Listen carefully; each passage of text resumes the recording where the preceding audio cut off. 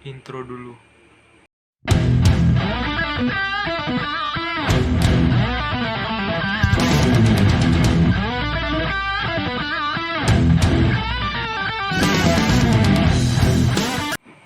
Assalamualaikum warahmatullahi wabarakatuh. Salam sejahtera untuk kita semua. Apa kabar teman-teman? Semoga teman-teman selalu berada dalam keadaan sehat walafiat. Dan walaupun masih masa pandemi seperti ini, semoga teman-teman tidak mengurungkan niat teman-teman untuk terus belajar. Nah, sebelum itu saya ingin memperkenalkan diri dulu. Perkenalkan, nama saya Agung Maulana. Saya tidak sendiri, saya ditemani oleh 3 rekan saya, yaitu Vera Widiawati, Mutiara Rahmadani Putri, dan juga Vanessa Dwi Ananda. Kami merupakan mahasiswa-mahasiswi dari Program Studi Bimbingan dan Konseling Fakultas Keguruan dan Ilmu Pendidikan Universitas Sriwijaya. Dan kami tergabung di dalam kelompok mata kuliah Psikologi Orang Dewasa. Nah, kami akan memberikan ilmu kepada teman-teman melalui video-video yang kami buat, yaitu yang bersangkutan dengan psikologi orang dewasa. Dan pastikan teman-teman untuk menonton video-video yang akan kami upload. Nah, tanpa berlama-lama lagi, mari kita saksikan videonya. Baiklah, di sini saya akan menjelaskan materi mengenai perubahan minat pribadi dan perubahan minat sosial pada masa dewasa dini. Sebelumnya, apa sih yang dimaksud dengan perubahan minat pribadi pada masa dewasa dini? Perubahan minat pribadi yaitu minat yang selalu menyangkut pada persoalan individu itu sendiri. Nah, dalam minat pribadi yang tergolong dalam minat pribadi di sini adalah yang pertama mengenai masalah penampilan. Ketika orang tumbuh dewasa, baik pria maupun wanita, mereka telah belajar untuk menerima perubahan-perubahan fisik serta berusaha untuk memanfaatkannya. Nah, dalam konteks ini, mereka juga sudah tahu bahwa penampilan yang terbaik itu adalah potensi penguat dalam pergaulan. Pada usia dewasa dini, seorang kerap sekali sangat memperhatikan penampilannya. Nah, dari hal ini kita dapat menyimpulkan bahwasanya penampilan pada seseorang yang sudah memasuki masa usia dewasa dini itu sangat diperlukan ataupun menjadi pusat perhatian tertingginya dibanding ketika ia masih berusia remaja. Mungkin pada masa usia remaja, masalah penampilan tidak terlalu penting bagi seseorang.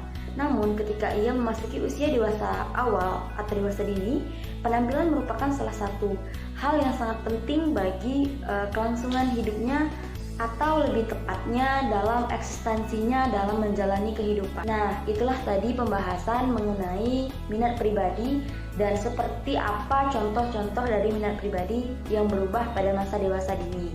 Sekarang kita akan membahas mengenai minat sosial pada dewasa dini. Minat sosial adalah yang mencakup kehidupan sosial individu tersebut. Misalnya masalah pergaulan. Nah, pergaulan ini yaitu pergaulan yang datang dan pergi serta penyesuaian diri individu terhadap lingkungan yang baru. Selain itu, minat sosial yang dimaksud yaitu adalah pada usia dewasa dini, orang-orang kerap sekali merasa kesepian. Hafik Hers telah menjelaskan bahwa rasa kesepian tersebut pada masa dewasa dini terjadi karena periode itu merupakan periode yang kurang terorganisir dalam kehidupan seseorang. Baiklah, itulah pemaparan dari saya mengenai materi perubahan minat pribadi dan perubahan minat sosial pada masa dewasa dini. Saya ucapkan terima kasih. Baiklah, di sini saya akan menjelaskan tentang bahaya personal maupun sosial pada masa dewasa awal. Yang pertama, bahaya fisik. Bahaya fisik yang terjadi pada masa dewasa dini juga tidak jauh berbeda dengan bahaya fisik pada masa kanak-kanak atau masa remaja. Bahaya fisik tersebut diantaranya cacat fisik, kesehatan badan, maupun penampilan yang kurang menarik.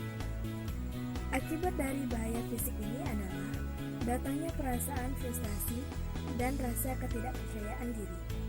Selain itu, bahaya fisik ini juga dapat mempersulit seseorang dalam menyesuaikan dirinya dengan lingkungan sosial. Yang kedua adalah bahaya keagamaan. Dua hambatan keagamaan yang terjadi pada masa dewasa ini yaitu yang pertama adalah Susahnya penyesuaian diri pada suatu agama baru sebagai pengganti agama keluarga di masa kanak-kanak. Yang kedua, tekanan dari sanak saudara, suami maupun istri untuk memeluk agama mereka dalam perkawinan campur. Nah, hambatan atau bahaya ini dapat mengganggu keadaan emosional individu pada masa dewasa. Baiklah, mungkin itu saja yang dapat saya sampaikan. Terima kasih. Wassalamualaikum warahmatullahi wabarakatuh. Baiklah, saya akan melanjutkan penjelasan dari saudari Vera, yaitu yang ketiga, bahaya sosial. Banyak anak dewasa muda menemui bahaya-bahaya dalam usaha mereka untuk menyesuaikan diri dengan kelompok sosial mereka.